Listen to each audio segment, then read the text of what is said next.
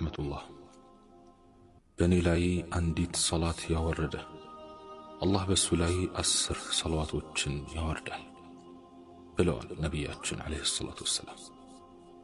ሰላዋት ማለት የአላህ እዝነትና ረሕመት ማለት ነው። አባባሉም በነቢዩ ዓለይሂ ሰላቱ ወሰላም ሐዲሶች ላይ ተጠቅሷል። ዛሬ በነቢዩ ዓለይሂ ሰላቱ ወሰላም ላይ ሰላዋት ማውረድ በአንዳንድ ቦታዎች ላይ የሐራም ያህል የተከለከለ መስሏል። በአንዳንዶችም ዘንድ የቢድዓ ያህል ተጠልቷል። በሌሎች ደግሞ ከናካቴው ተረስቷል። ከዓመት ዓመት ምናልባትም በሰላት ውስጥ ካልሆነ በቀር በነቢዩ ዓለይሂ ሰላቱ ወሰላም ላይ ሰላዋት የማናወርድ ብዙዎች ነን። የሚገርመው ደግሞ እሳቸው ላይ ሰላዋት ለሚያበዙ ሰዎች አላስፈላጊ የሆነ ስም ስንሰጥ እንታያለን። አጂብ! የሰላዋት ምንዳው ብዙ ነው። ትሩፋቱም ተዘርዝሮ የሚያልቅ አይደለም። የአላህን ረሕመት ያስገኛል። ጭንቀትንና ሐዘንን ያስኬዳል። በትንሣኤ ቀንም ከነቢዩ ዓለይሂ ሰላቱ ወሰላም ሸፋዓ ወይም ምልጃ ለመቋደስ ያበቃል። ኢስላምን ያህል ትልቅ ጸጋ፣ ጀነትን ያህል መልካም አገር ላመላከቱን ታላቅ ነቢይ ሰላት ቢያንስ እንጂ የሚበዛ አይደለም። ዓለይሂ አፍደሉ ሰላት ወአዝካ ተስሊም። አንድ ሰሓባ ሰላዋቴን በሙሉ ለርሶ ላድርግ ብሎ ነቢያችንን ዓለይሂ ሰላቱ ወሰላም መጠየቁ ይታወሳል። የታላቁ ሰው የነቢዩ ዓለይሂ ሰላቱ ወሰላም ስም በሱ ዘንድ ተወስቶ ሰላዋት የማያወርድ ሰው ሲበዛ ስስታም ነው። ከሱ በላይም ንፉግ ይኖራል ተብሎ አይታሰብም።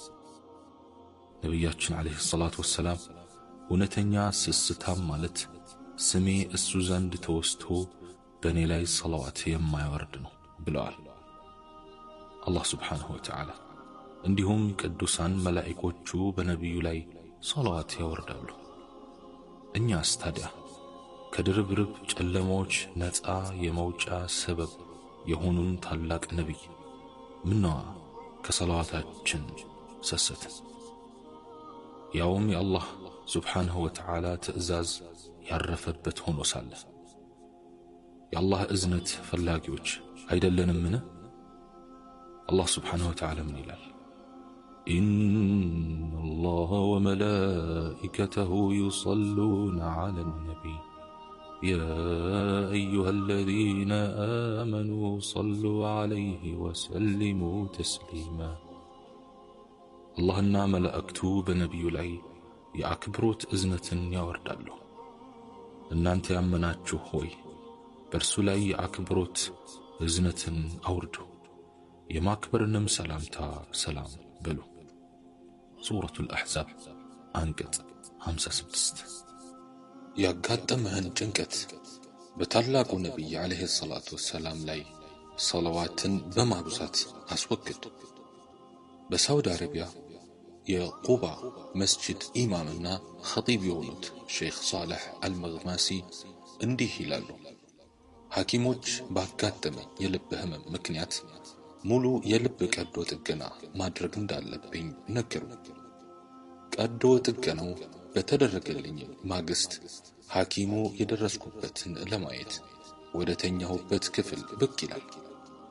ያኔ ታዲያ ለጥገናው የተሰጠኝ ማደንዘዣ ተወግዶ ራሴን በደንብ አውቅ ነበር። ሐኪሙ የምርመራ መሳሪያውን ተጠቅሞ ሲመረምረኝ ግን ከፊት ለፊት ከተገጠመው ኮምፒውተር የተመለከተው ጥሩ አልነበረም። ልቤ አካባቢ ደም ቋጥሮ ተከማችቷል።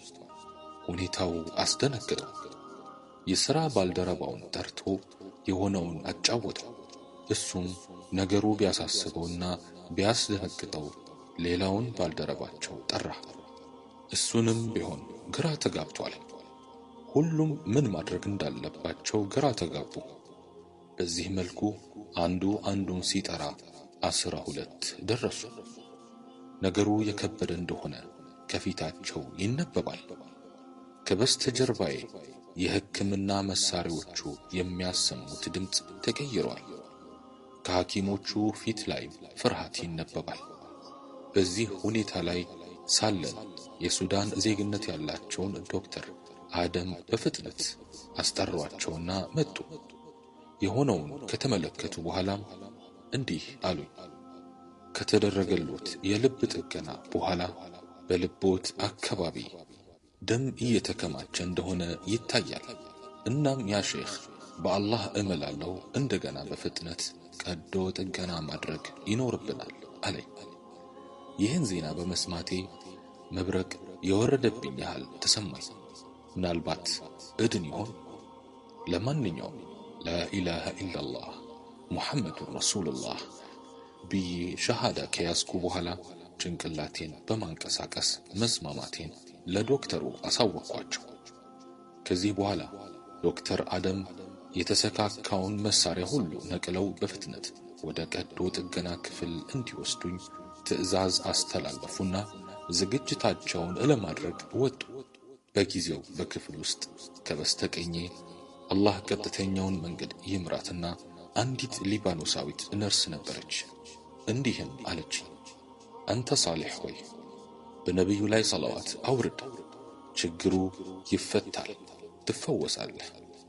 በአላህ እምላለሁ እሷ ባለችኝ መሰረት አላሁመ ሰሊ ዐላ ሙሐመድ ወዐላ አሊ ሙሐመድ አልኩኝ።